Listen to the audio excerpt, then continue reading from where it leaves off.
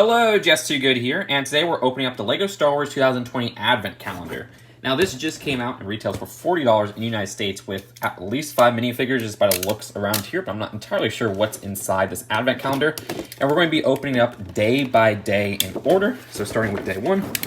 I mean, this is meant to tie in with the LEGO Star Wars Holiday Special, so this is probably like a frame or something from there. And also they have a code with Darth Vader in a sweater, which can be unlocked by peeling this sticker at the front. Now, the game just got delayed to 2021, unfortunately. I'm not going to buy it, though, so there you go. Use this sticker code, but I think this is the same for every one of these calendars. Anyways, day 1. Let's see what's inside.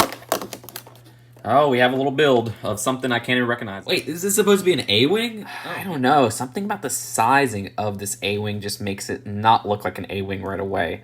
The proportions are a bit off. I don't know if it's this cockpit being too small, these roof brick pieces being a bit too large in their scope compared to the rest, the gap here, which is a bit less elaborated than, of course, the real version, which has more of a part in between here than just a flat-out gap.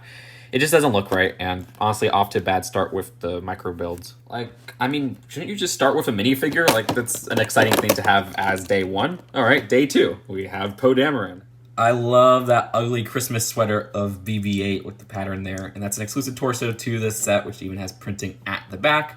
This is just Poe Dameron's normal face for a lot of LEGO minifigures, which he has an alternate facial expression where he looks a little annoyed. Oh, and side note, there's another secret code spread across 7 of these days. The first letter is L. I wonder what it's going to spell. All right, day 3. Ah, that's a little mini Lars Homestead, and this design is one that I don't see in advent calendars. I've seen some other Mos Eisley places like the Cantina. What else have we gotten? I think we even got Obi-Wan's house one time as a mini build, but maybe I'm just confusing that since we got that set this year. But this one's okay. At least it's something a little bit fresh, and it looks like what it's representing fine. At least better than the A-Wing. But so far, on some micro scale stuff. Give me some minifigure scale stuff. Hey, that's a minifigure. It's classic Episode 4 Luke Skywalker. This design is really common even on this market. It's not the worst for a named character inclusion because this is the main character, you know, at least for the original trilogy. The design of this does have a print for the legs and torso since 2014.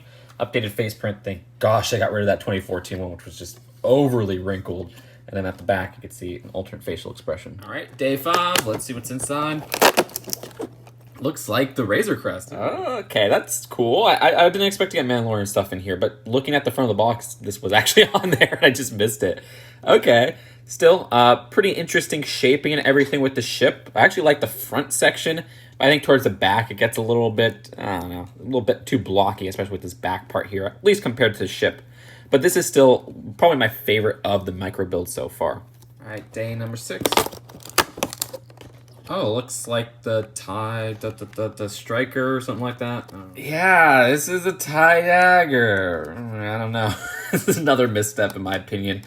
The shaping's good, but the design doesn't have those red parts at the wings, which just kind of make it look more like a tie striker, I would say. But then again, it doesn't look exactly like either of them. I think at that point, there's not much you could have done to really make the red there without adding a lot of pieces or adding prints. Should have just made another vehicle. So in my opinion, unfortunately, another misstep in this advent calendar. Day 7.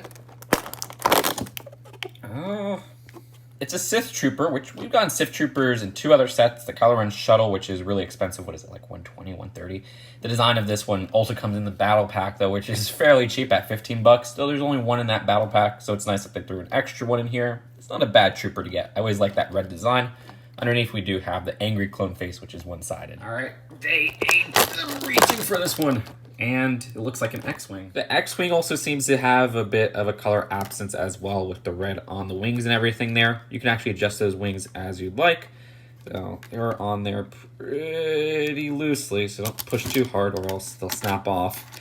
But the design of this isn't really anything too fresh as we've gotten this in advent calendars and even micro build sets before. Well, there are some interesting updates, like the front using this 1x1 triangular piece, or how they use a little gold bar piece at the bottom inverted. Still, I don't know. Missing some colors there, though I don't know a good substitute to that. So it's all right. All right, day 9. Let's see what we got. That's Rey, and that's our second letter, so it's LF. This is a version of Rey that also comes in the Pisana Speeder Chase, which is $40, as well as a Night Buzzard from the summer, which is $70.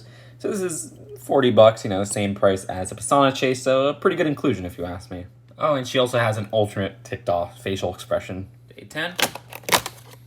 Oh, look, a little, it's Santa Dio. Dio also comes in the Pisana Speeder Chase, the buildable Dio, and the Millennium Falcon, which are all more expensive aside from Pisana, which is the same price. So this is a pretty good inclusion. I know the hype for Dio has kind of waned. I haven't heard much talk about Dio, but this design does have a Santa Claus hat that just attaches to a 1x1 stud they attach to the back of the Dio head. If you're not familiar with this Dio figure, this is all one piece. Yeah, it is something I kind of wish they used 2 pieces for, but whatever. Then you just give a 2x2 round plate to hold Dio standing up. Day 11. I can't even tell what that is. Is that a Falcon? Okay, legit, like, I get that this is a Falcon, but holy crap, it's so hard to tell, like, how to build this. At this point, LEGO should really just include small instructions for some of these, because this is just... I can't even, like, this specific part right here, I can't tell if there's a piece down here. I guess it would be the leftover piece of whatever isn't on all of these pieces. just please, for some of these, include instructions, please. I hope I built this right. I mean, I think this is it. But, yeah, it's a Millennium Falcon. I don't know. Not really a fan of this one. Again, it was just instructions that really made it kind of hard, but also very easily falls apart. It's like a lot of loose pieces, even with this back part here. I don't know. I've seen better mini Millennium Falcons in different advent calendars. On the 12th day of Christmas, my true love gave to me. Oh, it's a buildable Porg. Ah, come on. Last year we got a Santa Porg. This is a second Porg in an advent calendar back to back. I mean, I guess it is okay to get a Porg since they're not super rare. What have they come in? The advent calendar from last year, the buildable Porg, Luke's home, and the Millennium Falcon. All right. Not a bad inclusion, I guess, but a little bit redundant. All right, next day. Looks like a Tantive. Now, I pulled this upload from release, when it was first released, because I made a mistake in this segment, which, yeah, this is the Republic Cruiser, not the Tantive. I was familiar with the Tantive build from the Imperial Star Destroyer UCS set, and that got me thrown off. It's very similar. I'm not familiar with prequel stuff, so I'm going to make mistakes here and there. I'm sorry, guys. For what it is, I think it's a cool mini build. It looks like the Republic Cruiser. All right, day 14. Battle Droid. Yeah, I complained about the Porg, and I was like, still a good inclusion because we don't get them too often. Battle Droids. I don't think these are a very good inclusion. And that's not just because I'm not a fan of the prequels. It's because these are so common to get, and they've come in the last couple calendars. Why waste a spot in an advent calendar on them? Especially what LEGO might even consider a figure spot. Heck, just change up to a Super Battle Droid or something like that. I know they've done that in other, calendars before. Those are a little bit more rare. To me, just another boring old Battle Droid taking up a spot is kind of a waste. All right, day 15. That's the thingy. The reason I wasn't familiar with this one, just doing the research, this is actually a droid control ship, a prequel vehicle. I don't watch the prequels so often. I don't really like the prequels. And this design has never been a LEGO set before. That's why I didn't recognize it right off the bat. I usually recognize the prequel stuff that's LEGO sets and everything because, again, I'm not too familiar with the movies. The design of this has a pretty interesting look with this kind of ring kind of going around it. I like that build technique going on there. It is a stud nut on top technique. Not too much else going on. Interesting how they used a bowl piece in the middle. This is actually a cool micro build because it's a ship we haven't seen before and it has quite an interesting build to it. Day 16. It looks like a pod racer. Yep, a build for Anakin's pod racer, which is fine, I guess. I mean, it's all right. It's all right. And it is very simple, but as with other advent calendar builds, I don't know, I guess the ones in this advent calendar have been using a lot more pieces, so it looks a little bit out of place there, but it is a smaller vehicle compared to a lot of these others, so that kind of makes sense. Not a bad build, in my opinion. All right, day 17. Ooh. I didn't even recognize this guy at first. It's a pit droid. The look of it, I was like, this looks like a LEGO build, and I remembered the 1999 Pod Racer has a build for this, and I think one of the other sets too. But then I forgot last year in the 20th anniversary 2019 LEGO Anakin Pod Racer, they did include this guy. So this is actually a good inclusion for the calendar and kind of a misstep on the last Pod Racer. Either way, cute build here where they have the 1x1s with the clips at the bottom so you can move those individually. Also move the arms back and forth, move the head around. Pretty cool design and an update to that original version. All right, day 18. Oh, it's a little snow speeder. I like this snow speeder build. Simple but effective, and it doesn't feel too redundant. Not too much else to show here with the mini build for the snow speeder. Day 19.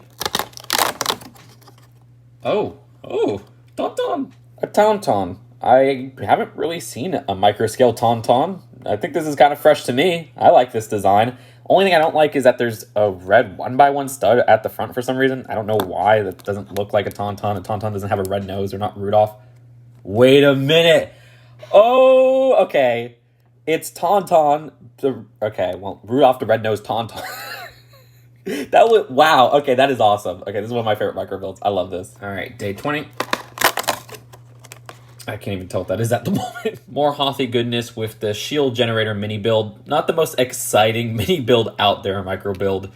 At least they got the number of shields right this time, though. Good job, LEGO, as opposed to your UCS set. Day 21. Let's see what's inside. Ah, a Christmas gonk. I love Frosty, the gonk droid. This design is awesome. I'll stop singing so I don't torture you all. But this has a top hat and a carrot. All right, that was awful. But I'm still keeping that in the video. This design is adorable with the carrot nose, the top hat. You got those carrot top pieces to the side as the arms and even feet that you can move individually side to side. I like this little dude. All right, day 22. It's just a generic Stormtrooper. This is the updated 2019 version with the dual molded helmet, which a lot of people don't like, but I kind of love. This design in particular doesn't come in too many cheap sets in a lot of quantity, so it's good to get it in a set like this. It's not like the Battle Droid where it's so common to get. Removing that helmet piece, you can look underneath, and he just has the angry clone face, which is one-sided.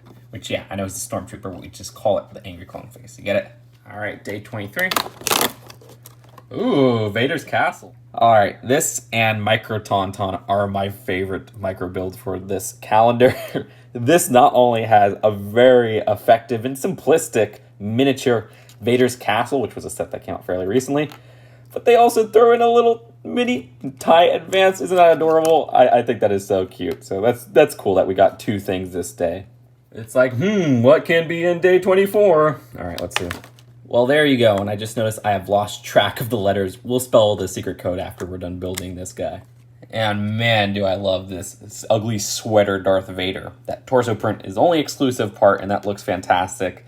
Love the front printing, and there's also some back printing, which lifting up the cape. See right there. And this does use the face print that's found in the Final Duel sets, right? Final Duel, or yeah, Death Star Final Battle. And this is the smiling variant. You see there's a common one that's used for a lot of the Episode 3 variants of Darth Vader that was more new than this print, and that one comes in a lot more cheaper sets. And of course, they also give Vader his lightsaber as well. And of course, he comes with his lightsaber as well. All right, so there were 7 letters, and the first one was L, and I remember there was an F in there, so I'm pretty sure the code is just Life Day, but let's double check. All right, so A, F, D. Yeah, it's definitely Life Day. There was a Y. The last one was Y. Yeah, it's Life Day. The secret code to unlock the character is Life Day. Who knows which character it is, though? And here's how I have all the builds displayed on the mat. So overall, I love the LEGO Harry Potter 2020 Advent Calendar. The LEGO Star Wars one, it's lower. It's lower for me. And I know it's actually kind of an unpopular opinion to love that Harry Potter one. A lot of people are disagreeing. But in my opinion, this Star Wars one, way too many micro builds. Like, there's not even any turret, any weapon holder, or anything like that. Everything here is a micro build unless it's a figure. And to me, that's really annoying, especially since something like the Harry Potter only had 3 micro builds. Even City seems to have a mix of micro builds and minifigure scale stuff. And they had an opportunity here where this seemed to tie in with the LEGO Star Wars Holiday Special that's going to be on Disney+. So there has to be locations that they have in that, short or whatever I think is a short film. So why did they just kind of make mini builds of like locations like that? Minifigure scale things that can probably connect. Sort of what the Harry Potter did, where you could have these builds that connect and form a bigger thing. But no, they just waste it on a lot of micro builds, and a lot of these micro builds aren't strong. A lot of them are missing colors, and I get it because of the scale and everything, but it just feels like you should have done a different build instead of that. There are some great micro builds in here, though. I like the new ones, of course, just any that are new. But also, the ones that stand out include the Vader's Castle, I like the Lars Homestead. You know, looking back, looking at it in the group shot, I really like that one. And the Razor Crest, of course, as well as the Tauntaun. That was the last one that I loved. And I just noticed I didn't say that right away was because the Tauntaun was knocked over. And then the minifigure selection, I think, is one of the strongest Star Wars minifigure selections in a long time. Star Wars struggled with minifigure selection rather recently, but the ones here not only include 2 exclusive prints with fantastic sweaters that I think is something that you could also integrate with civilian figures that I really like, but also some rare minifigures, whether it be the Rey that only appears in 2 sets, the Sith Trooper that only appears in 2 sets, Dio, who doesn't appear in too many sets, the new Stormtrooper, which is a great army builder, and even the Pit Droid, which was missing from that other set. So if all things considered, I think this one averages out to a B. Really wish the builds this time around were stronger, at least as strong as the Harry Potter ones, but it's by far not a bad advent calendar, and I especially love the exclusive sweater prints. That was just a clever idea, and it's a fantastic inclusion. So that's it for now. Hope you guys enjoyed this video, and let me know what you guys think in the comments below. Do you agree? Do you disagree? Do you think this one's worse than the Harry Potter one? Do you think the Harry Potter one's better? All that in the comments, and I'll see you guys later. Peace out.